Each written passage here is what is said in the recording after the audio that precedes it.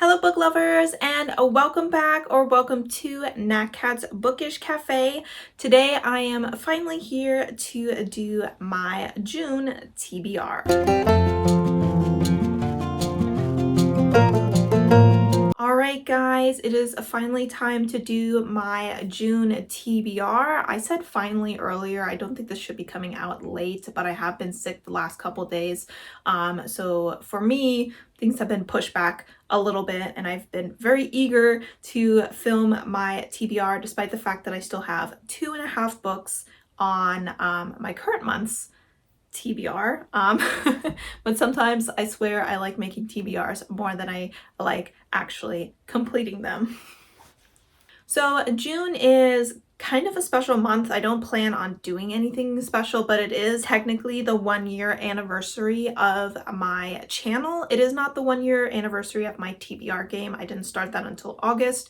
But it is kind of crazy to think that I have been doing YouTube for about a year now. I swear I just started. I feel like a complete newbie still.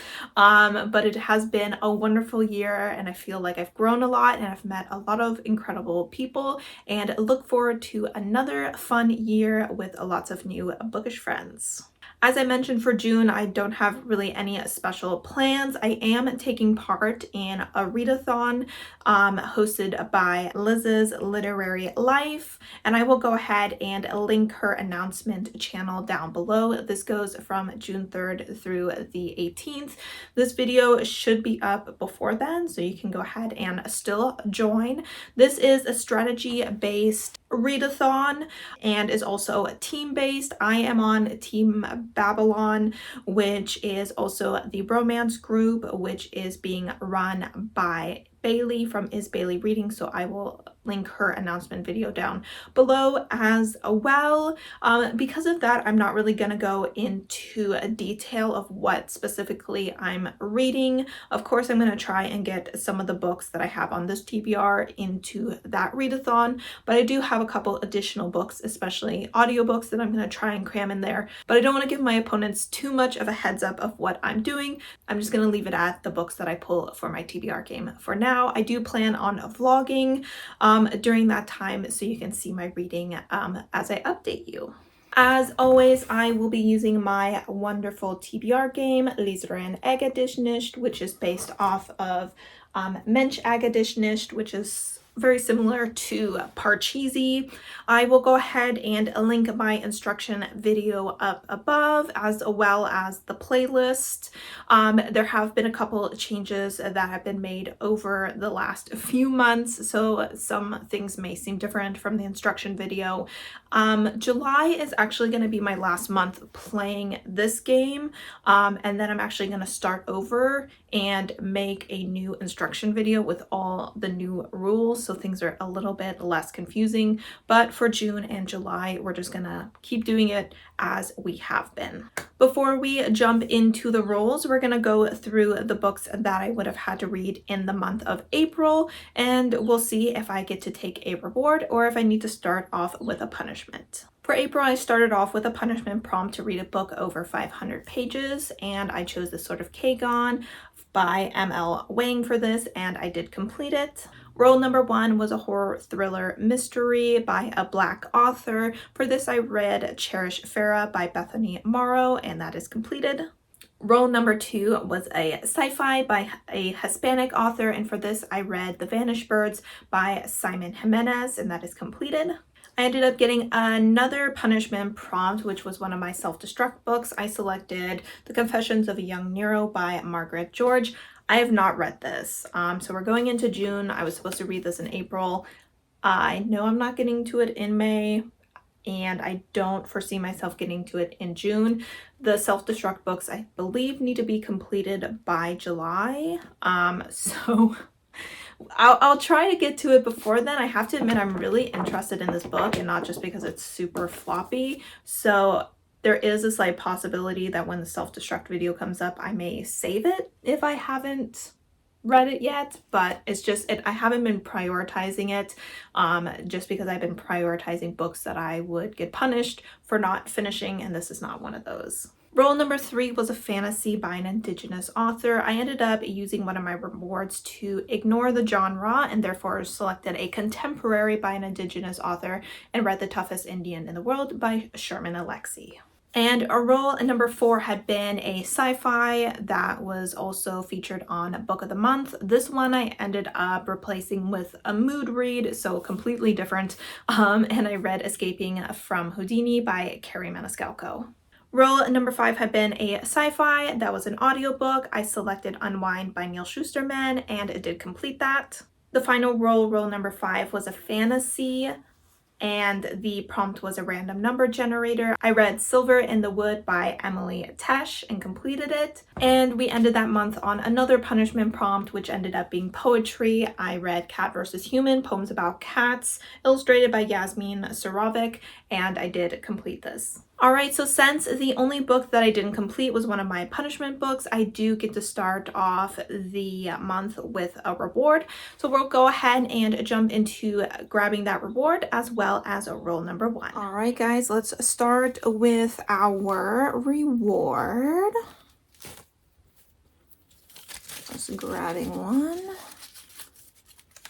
Let's go with this one.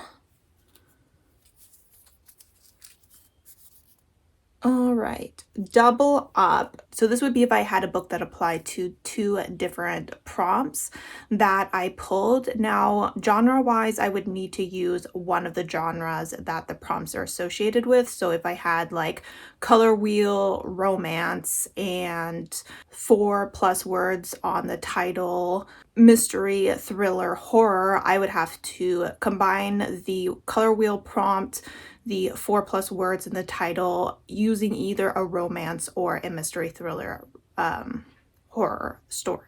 So a little complicated, but we'll see if I can do anything with this. All right, and we're jumping into role number 1. Again, we are hoping for some romance books.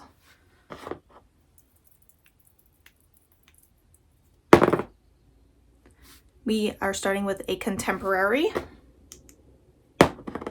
And we got 6. So let's see if I can move a person. 1, 2, 3, 4, 5. Don't want to move that one. 1, 2, 3, 4, 5, 6. All right, so the first one is one of the prompts that I often put back just because of the representation, and that is mental health representation. All right, guys, so our reward ended up being the double up prompt. I can use that this round or in a future round. Role number 1 ended up being a contemporary, and this contemporary needs to feature some mental health representation. For this, I have selected a book that I should have read, honestly, like last year. So it's very embarrassing that I haven't read this book yet. I actually reread the first book at the beginning of last year in preparation for this, and then I just never got around to it. It's just a duology, so reading this will allow me to complete a series, and that is Aristotle and Dante Dive into the Waters of the World by Benjamin Sayens. And this is the second book, obviously, to Aristotle and Dante discover the secrets of the universe. So in this book, it seems that they are seniors. I want to say that in the first book, they were maybe around 16, 17. So maybe only a year or 2 has passed since the first book.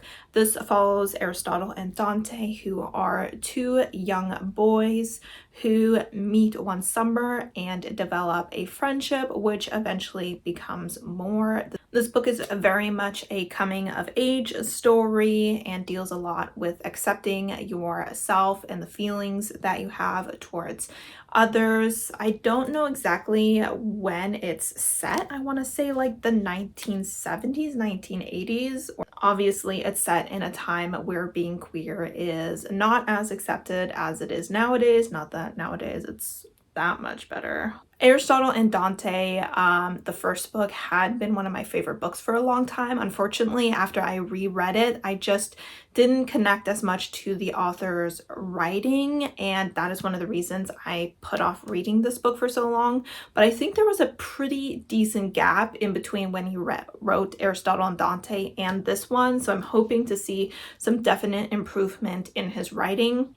As far as mental health goes, this says the boys are determined to forge a path for themselves in a world that doesn't understand them. But when Ari is faced with a shocking loss, he will have to fight like never before to create a life that is truthfully, joyfully his. So obviously we're going to be dealing with some grief and just trying to accept oneself in a world that doesn't accept them. I feel like I heard once that this does touch a bit on the AIDS pandemic, which is always a very tough subject for me and probably most people, just because it was a very harrowing time in our country and for the queer community. But overall, I'm just really excited to finally be getting to this book. And even though the first book is no longer on my top favorites, perhaps this one can wiggle its way on. Going into roll number 2 out of 5. A historical. Don't think I got one of those last month. Another 6. All right, so 1, 2, 3, 4, 5, 6. So we don't want to bring anyone out. 1, 2, 3, 4, 5, 6. So this historical needs to have multiple POV or points of view. All right, guys, so roll number 2 was a historical with multiple POV. For this one, I ended up selecting a book that I've been eyeballing for quite a while, so I'm very excited to be getting to it, and that is Everything I Never Told You by Celeste Ning. So this, I believe, is set in the 1970s. Yes, 1970s, and we are following a Chinese American family after the death of their favorite daughter. Since this is kind of like a family saga kind of situation, I'm assuming that we're going to get points of view from multiple family members, which is why I went ahead and selected this one. We are following this family after their favorite daughter is found drowned in a lake. She's kind of the one that they put all their hopes and dreams on, and now that she's dead, everything is kind of coming apart and we're starting to see the cracks in this family.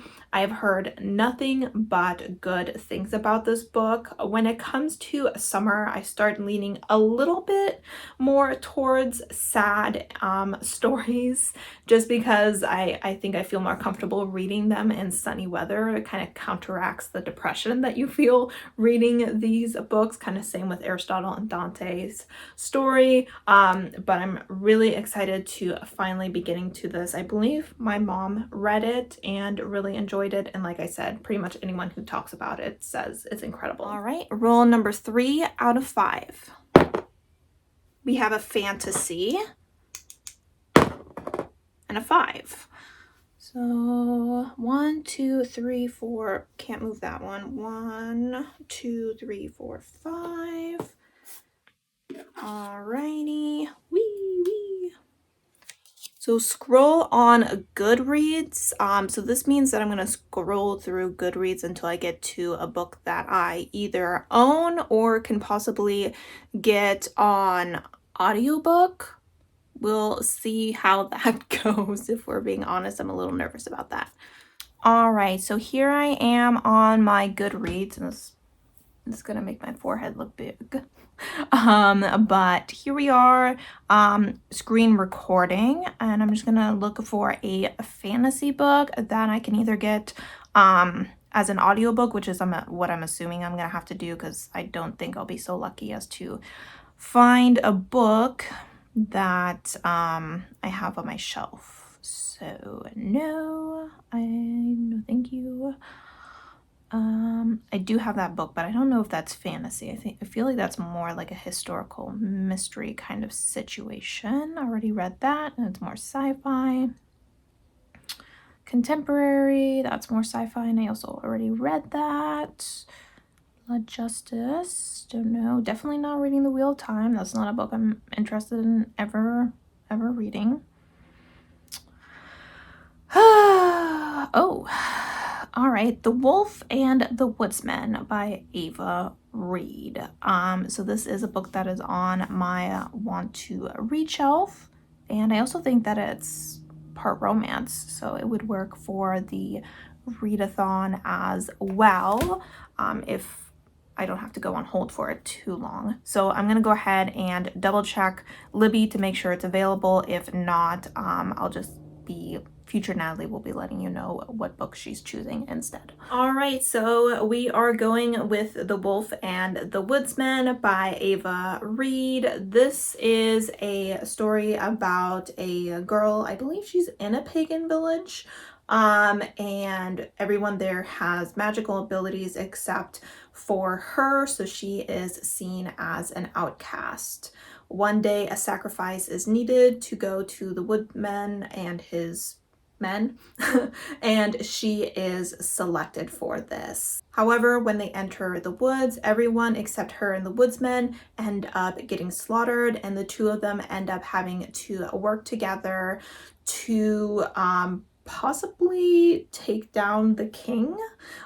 Based off the synopsis, it seems that our woodsman is actually a prince, and he is trying to prevent his brother from taking the throne because he would have a very bloody reign that would cause a lot of oppression and even possibly genocide of the pagan people. I do believe I heard that this book has a lot of religious undertones to it. A lot of times those undertones kind of go over my head because I'm myself not a religious person or anything. I am a little nervous to be listening to this via audiobook, just because I usually try to avoid more complex stories such as fantasy with audiobooks. Just because I'm not able to retain all the information, but this is a book that I've been eyeballing. It does have some romance in it as well between our young lady and the woodsman, so I am hoping that it's very atmospheric and that it has some good writing and maybe some darker vibes to it as well. All right, roll number 4 out of 5. A romance, just what we need. 3, that one's not gonna work, so moving one of the, or this guy because he's close to home, so let's move this one. So this would be a romance with a paranormal aspect to it. Okay, I'll have to think on that. All right, roll number 4. We got a romance, and this one is to have some paranormal aspect to it. And I am stretching this a little bit. I don't know if this book is shelved under romance at all, but when people are discussing it, they do seem to discuss a romance that occurs in it quite a lot.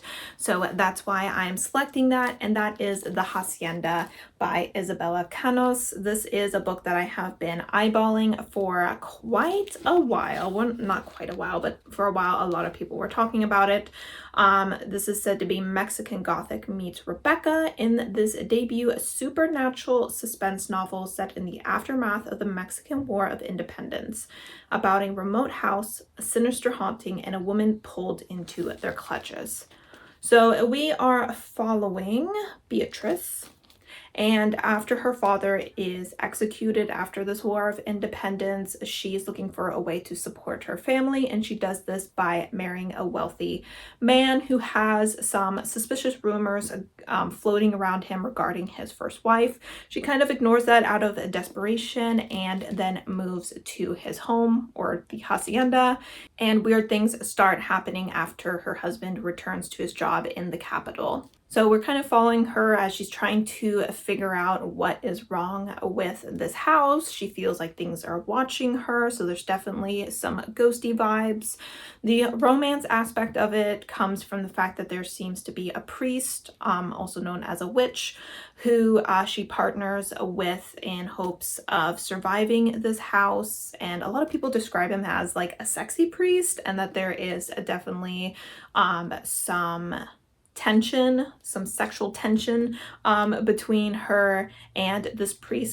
I don't know how prominent the romance in the story is, but since it's an aspect of the story that people really seem to enjoy, I am counting it as this being a romance genre. Mostly because I really want to read this, and just based off the cover, it's giving me hot summer vibes So I'm excited to get to this. All right, and on to the final roll, rule number 5 out of 5. Another romance. And we got a 2, so we can't move that one. We're gonna go ahead and move this guy.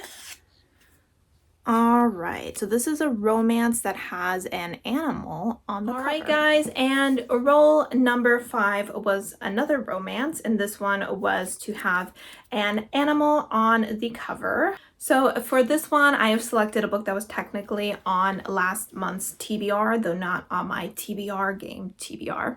And that is Capturing the Devil by Terry Benton-Walker. She has a dragon on her little dagger thingy, so that is an animal. This was a book that I was using for one of my Aurelium adventure prompts, and I haven't completed it yet, so I do need to read it this month to complete that Aurelium prompt, so putting it on my TBR was just the beneficial thing for me to do. This is the 4th and final book in the series. The first one is Stalking Jack the Ripper. We're following Audrey Rose and her partner Thomas Creswell, I'm pretty sure is his name.